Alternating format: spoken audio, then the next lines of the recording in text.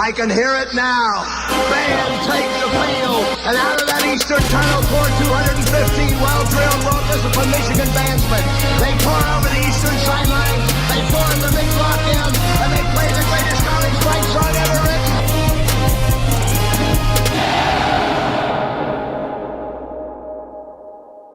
Seth, 42-27 wasn't a big enough margin on your prediction this time. I know, man. I know. I'm sorry. I should have believed more because, even though no one else quite believed as much as I did, I should have believed more. But man, how awesome. How awesome, man. I mean, how did you feel like going into halftime? Because I didn't feel confident. No, I thought we had a couple. Yeah, we were getting our butts kicked. I've had some friends who said it was we kicked their butts in the second half, but it felt like it was going to go the other way completely in the second half. Yeah. So I thought, this is weird because I thought Ohio State actually had a good plan, and I just want to get right. Let's jump right into it. Actually, I thought Ohio State had a fairly good plan for what to do about Michigan, because do you remember last week we were like, it's 2nd and 14, and they're bringing a safety down. Like, they don't even think that Michigan's going to possibly pass here. And that's basically what they did. They were like, we're just going to jam the line up. So this is Jim Knowles. This is his response to, the fact that Ohio State just got beaten down the field last year, because Michigan's offensive line is better than Ohio State's defensive line. Michigan's players are much better at identifying their blocks, and than the linebackers are at Ohio State getting into those blocks. It's just that's what they're good at, right? And Ohio State knew it. So I'll give you an example from early in the game, kind of how they were treating us. Look at all these guys they got here jammed in the box. 1, 2, 3, 4, 5 on the line, 3 behind them, right? They do have a high safety, but he's not even that high. So look at their strategy. This is what Jim Knowles does. This guy hops in a different gap.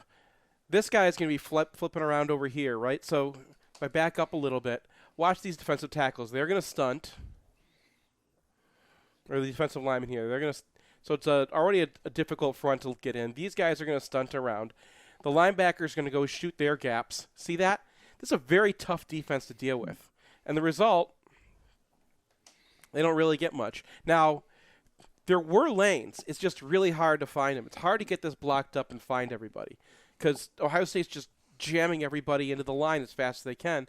There was a way to get through here if you kind of wait for this block to get done. These guys are doubling a linebacker here. If one of them had come off and found this linebacker, he's blocked up. And then Stokes would have an opportunity. You see this kind of forming here? And look at all this running space back out this way. You see that? Well, and that's a hole that, a guy like Blake Corum, who has world-class vision, is potentially going to see, and it's potentially going to be a big run. I think that's where I was really nervous during this game. Without Corum, we didn't see any plays really in the first half where it felt like, hey, the running back's going to find an extra 5 yards on this. Yeah. And I like Stokes, but this was probably a little bit too much for him to throw him right into the situation, right? Yeah, agreed. Yeah, so here's another one. This is a 2nd and 8, so you'd think this would be a passing down. They do have 2 safeties back this time, which was actually very rare for them. That's what they did last year. But still, look at how they're throwing everybody in the line, and look at how they're set up. This guy's head up over the tackle, so they basically have 3 linemen. This guy's like a stand-up linebacker. So they're basically going to kind of a 3-4 look, right? And the idea is they're going to move people around. You don't know where they're going to show up, right? So this guy's coming off the edge. This guy's flinging himself into the line right there. And it's just really hard to get this all blocked up. And this time we actually missed the block. So there's 2 spots that screw up here. This guy, that's Tuimoloau, and he's just really good. And he plants our tackle in the backfield. So he's on the right side, but this lane is now kind of closed off because he won that block so much. And then our tight end, Honigford here, didn't see that he could let this guy up and, let Bell deal with him. And has a guy here because they're bringing their safeties down into the run game. So Ohio State is just, this is their style, right? They're just attacking us. And Michigan finally did kind of break through that. Let's see if this one was the next one here. Yeah, but just demonstrating one more time. You see, there are lanes if you get it blocked up. Now, this guy hops over to this lane over here. You got to deal with this guy here, right? So Michigan actually gets this one kind of blocked up, except for Olatimi lost his guy, and Stokes just kind of gets taken down. But again, I mean, this is a cornerback over here. Stokes can beat that guy, right? And so there's all these like running lanes. There's all this space to get into. And that was basically the idea. It's just Ohio State's just saying, all right, good luck, right? And here's a 3rd and long. All right. Look at all these guys they have around there. The whole idea again, let's bring safeties, let's throw guys into the line of scrimmage. But don't even have a safety back. They're just playing 11 men up, right? They're going to bring 2 safeties, both of them on a double-A gap blitz. And then there's no safety. Whoops. Yeah. So you lose one tackle, right? And that was basically how they're playing. So they're saying, look, we're going to play without a safety. We're going to play with no help back deep. We're going to set up maybe with a little help, but we're not going to have linebackers who can kind of get over to gaps afterwards, right? We're not going to be reacting. We're going to force this on you because last year what they were doing is sitting back and reacting. This year, look at this again, right? That same setup we saw before. 3-man line with a kind of a guy that's a cornerback setup over there. This guy's playing off the line of scrimmage. Last time he was an edge. Deepest guy is 9 yards off the line there too. I mean it's right. And then they shift before the snap. It looks like, but still, you only have one guy back, and he's not deep. Right, but also look at what they're doing with the line here, right? They only got 3 guys down, okay, and everyone else is going to fling themselves into gaps. So the idea is you don't know where they're going, but as soon as Michigan kind of figures out where they're going, and here's their problem. Here's Ohio State's issue here is once Michigan figures out where they're going and gets it blocked up right. Now, watch Oluwatimi on this one. Okay, he's got this guy head up on him. Okay, last time you saw he didn't get him quite blocked up, and Stokes had a problem. This time he goes, I'm not even going to block that guy. Look, his head's not even looking at that guy. As soon as he goes inside of him, he's looking for who he can block. He's ready to find somebody. He points out a guy. He sees who he's got to get to. He gets to him, right? Zinter has this guy out here because that's a linebacker. Zinter's going to push that guy way deep, right? He's just going to win physically. And now you got this gap, and that safety's barely playing down because he's trying to pick up the run too. So this is what they were doing. Ohio State said, look, these guys are better than us, right? So what we're going to do is make it really hard for them to get loose. If they get loose, if they break a tackle, or if they get a guy blocked up, if they find the dudes to block, we're screwed. It's 6. No matter where we are in the field, it's 6. Because we're not going to, if we have a safety, he's not really going to get there. If we even have a free safety deep. But we're going to just throw everybody into the line right away.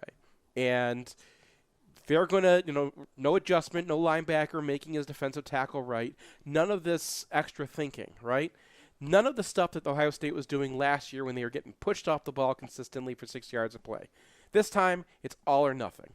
And for most of the game, they did it, right? They got them blocked up. It was hard to figure out where they're going. It was hard to get them blocked correctly because you get bad angles on them. Sometimes they would win one block, and you wouldn't know where to go.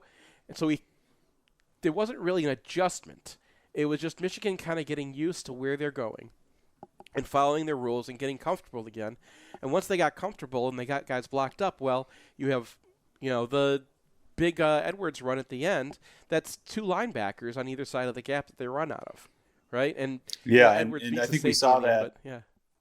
We saw that a fair amount too, Seth, with teams being overly aggressive against us and trying to attack us that way. One of the things that, like we pointed out, Oluwatimi, letting the guy over pursue is a big part of that. Our defensive line started to do a good job of, hey, this guy's taking himself out of the play because he's running behind where the ball's going to be, and I'm going to get to the next level. And so he's getting a little chip block. It's not full like zone read blocking, but we played that more like zone right there. And you could see a lot of our runs early in the game, we're getting completely stuffed. There was no chance, but Those few shoestring tackles in the first half, I don't know. Edwards looked more tentative too. Maybe he was more comfortable in the second half and was more aggressive. But I felt like we were more tentative than we generally are at the point of attack from a running back perspective. And part of that is, Corum just makes things happen in the hole that other guys can't. Corum makes things happen, but he's not the only star on the defense. I'll give you one more play. I'm sure you can recognize which one this is now too. But like the same kind of thing, because you were saying like get zone blocking blocked up correctly, right? Well, so no safety, right? This is 3rd and 3. 3 minutes left. If they don't make this, it's over. They've got 2 guys out here, and this is also kind of what McCarthy brings. So because McCarthy in the second half was more part of the run game, now they have they're going to do a scrape exchange with these guys. So this guy's going to come around here. He's going to come around here. And so both safeties are basically dealing with the zone read. This guy holds up a little bit because he thinks McCarthy has the ball, and that's all we need. He's the only way that they can protect from this. Now on this side of the block, they've got a guy in the gap that's Taron Vincent, but look what happened. Look what happens to this guy. So he's the one going, he's against Oluwatimi. Zinter pushes him a little bit, and now look, Oluwatimi's head's around. And this linebacker's coming in. Zinter already shoved this guy. He's now going to get to this guy. And, that tackle fights his way back, but he's too late. But then, this is just what I want to show you. How Ohio State was playing is just, see this middle linebacker right here? The way that Michigan plays, and the way that most teams play nowadays, is this guy's got to make his tackle right. Okay? He's watching the guys in front of him, and if his tackle loses a gap, he's got to make him right. That's not how Ohio State plays. This guy has a gap. He's going to be shooting his gap. Look how quickly he runs forward, and he's popping this gap. Now, what gap is that? Look at it. It's this gap right in here, right? So there's no way to get to that gap because you had a scrape exchange. It makes no sense to be protecting that gap because this guy's shooting in this way, and there's no way for Edwards to get back. If he jumps backwards, he's running right into this guy. Okay? And they have 2 guys coming off the edge, so this guy should absolutely be in this gap. There's no reason to be flinging a linebacker into that gap. But that's how Ohio State wants to play. They don't want to say, linebacker, think. And I don't know if that's, an issue with their linebackers. I don't trust them to read. Yeah. But they don't want to do that. They want to say, fling yourself into a gap.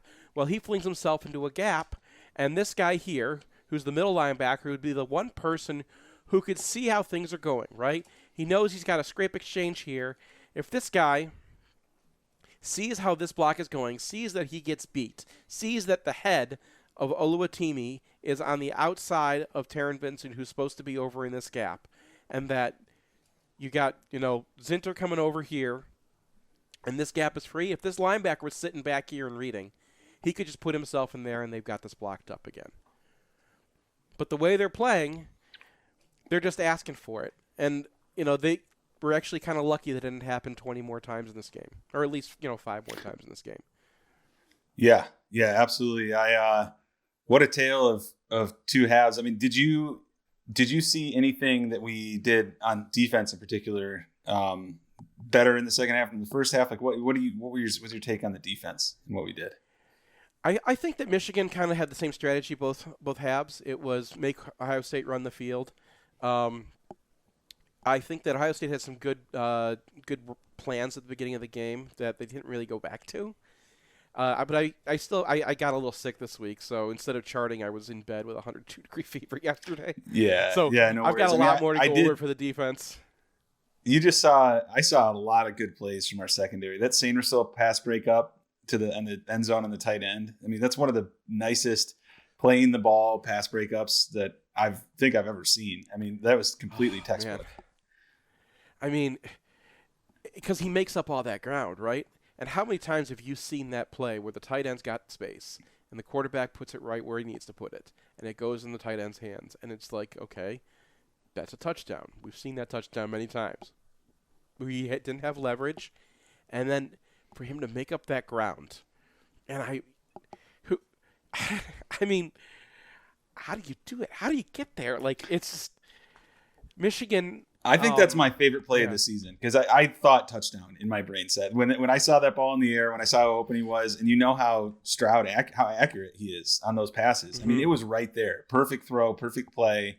It was beautiful. So I guess talk me down.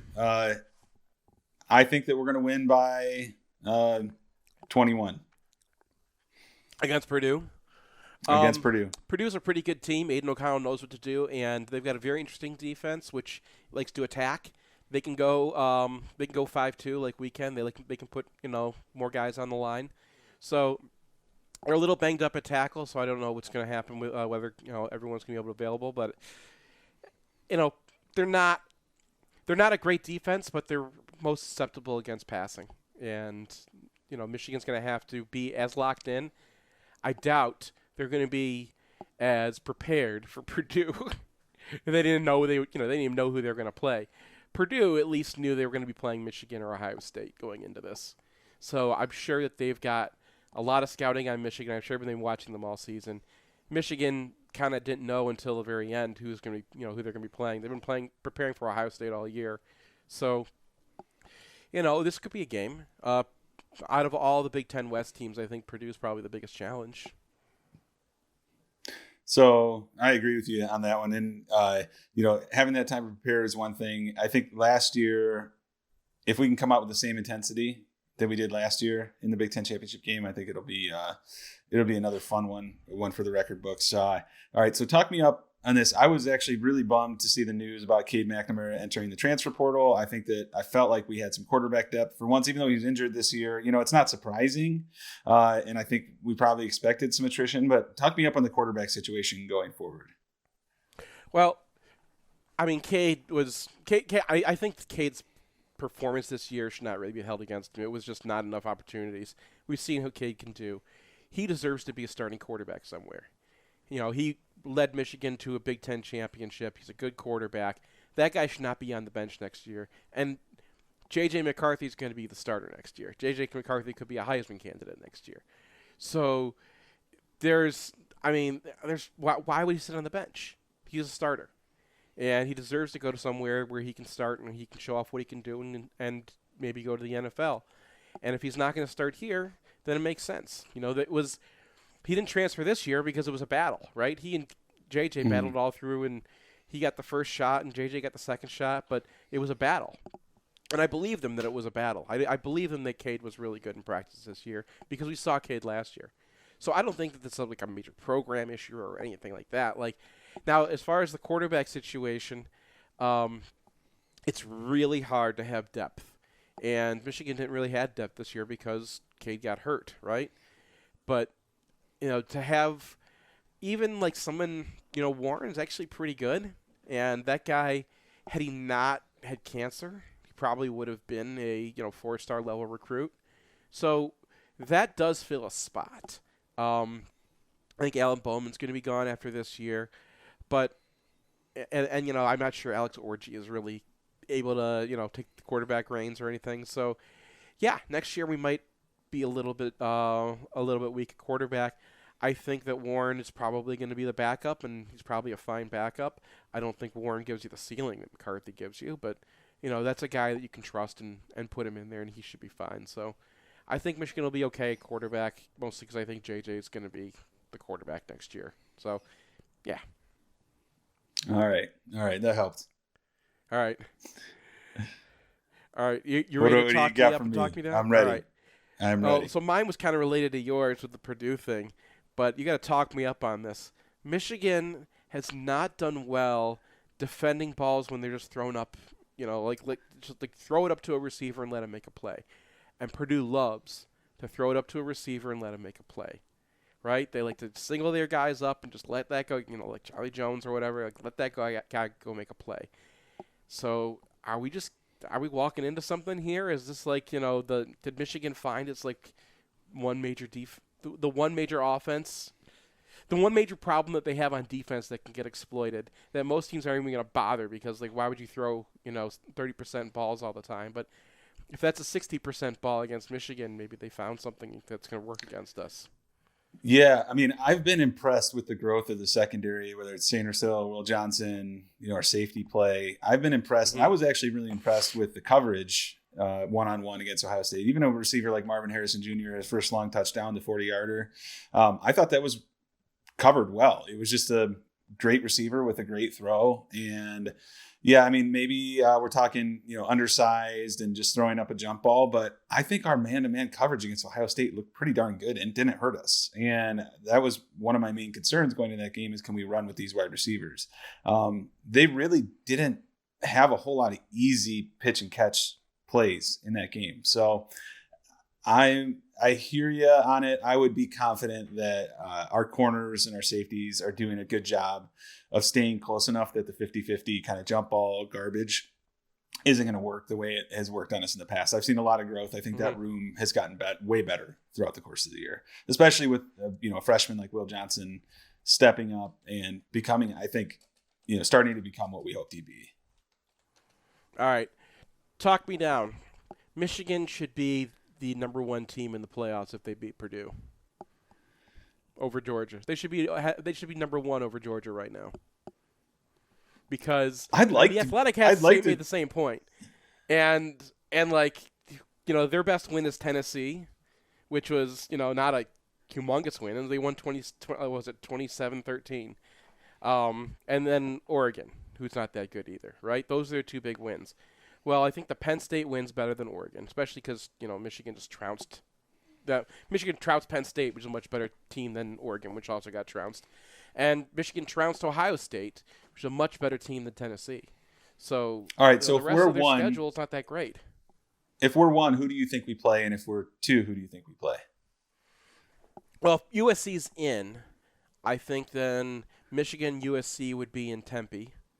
If we're one, right? If we're one, that'd be Michigan, USC, and Tempe. And then Georgia, TCU in Georgia, which makes sense. Yeah, and so right? I guess my thing is I agree. I actually agree that I think we should be number one. I think that 2 years in a row we've proven it, that we are now we didn't prove in the playoff last year, and they're going to look back historically. But who would you rather play, though? I mean, I'd rather be 2-3 versus TCU, to be honest, than play USC the first round. That's sort of where I don't necessarily care if we're one or two. So, what do you think about that? I'd rather get the matchup that gets us the easiest shot to get to the final. I think the talk me down on this is really that Georgia's had a better season, even though they play with their food a little bit. Is I think the fair comment, especially games against Kentucky and Georgia Tech haven't been that impressive. But Georgia, we saw what happened last year between Michigan and Georgia, so if they're one or two, it doesn't matter. And I kind of agree with you that USC's coming on, right? That quarterback was it Donovan Jackson? He's picking it up, right? And he can pick up a team much better than C.J. Stroud can. Whereas TCU, it's just they weren't that good all season, right? They just kind of waltzed through a Big 12, and they're deserving to be in the playoffs. I think they can even survive a loss in the Big 12 championship and be in the playoffs. But yeah, they're probably the easier team to beat to get to the championship game. I really don't think Ohio State should be in the playoffs this year, but who knows? No, and you saw Ryan Day saying they didn't get outmatched. They just lost the game, but they didn't get outmatched, and that they'd be a dangerous team in the playoffs. And Kevin Warren came out of the woodwork. Kevin Warren, who didn't say a word when they left Michigan out, when they left Penn State out. He's never had a problem with that before, right? And all of a sudden, Kevin Warren's like, oh, yeah, I think Ohio State definitely belongs in the playoffs. Yeah, man. We get it, Kevin. We get it. Yeah, man. Well, it's an interesting question, the one you bring up, because it's something that Cooper actually brought up with me yesterday. And so my retort back to you is a conversation we have, and I think I'd rather have TCU. But I do think that the Illinois game hurts us going number one. I mean, winning on a field goal. And I know people are just going to look at the score. They're not going to look at the weather. They're not going to look at the injuries, all of that. The fact that I think we kind of sat that one out and hoped for a win and knew if we lost, it wouldn't kill us. And I think that margin of victory, because we blew everybody else out on this schedule. And yeah, but if you're looking at Michigan versus Georgia's season, right? Georgia almost lost to Missouri. Illinois is a much better Yeah. team than Missouri, right? Yeah.